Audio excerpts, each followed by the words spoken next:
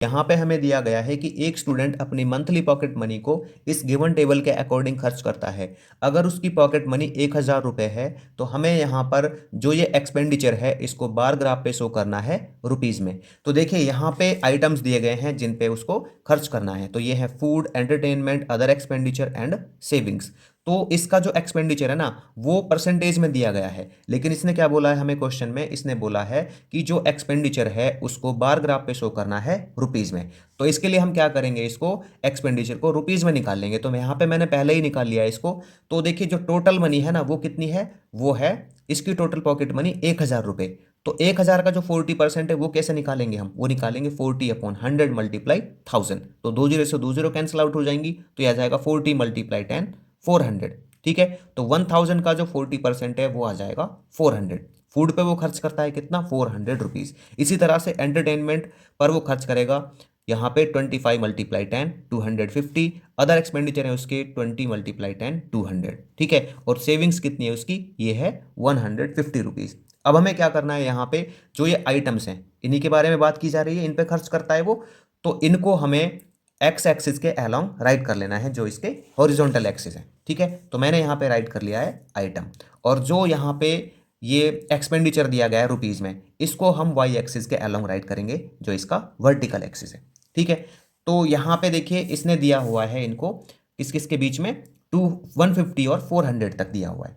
तो मैं क्या करूँगा, यहाँ पे जो ये 1 सेंटीमीटर का ब्लॉक है ना इसको मैं 50 सेंटीमीटर के अकॉर्डिंग लेके चलूँगा। ठीक है ना, तो यहाँ पे मैं लिख लेता हूँ 1 block it is equal to 1 centimetre block.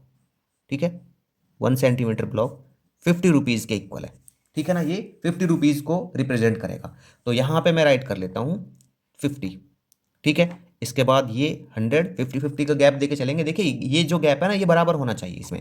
ठीक है, यहाँ पे 150 और यहाँ पे राइट कर लेते हैं 200, ये 250 एंड ये आ जाएगा कितना 300, ये 350 और ये आ जाएगा यहाँ पे 400। ठीक है, फिर इसके बाद ये आ जाएगा 450 और ये आ जाएगा 500।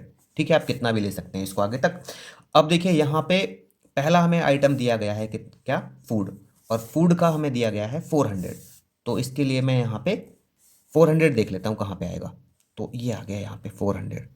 ठीक है, तो अभी हम क्या कर देते हैं, बार बना देते हैं इसके लिए। तो ये आ जाएगा हमारे पास कुछ इस तरह से, ये आ गया यहाँ पे, और इधर भी एक लाइन खींच देते हैं बार कंप्लीट करने के लिए।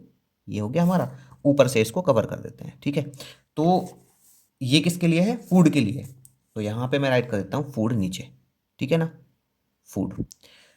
अब देखिए अगला जो आइटम है वो क्या है, एंटरटेनमेंट है। तो ये कितना है 250।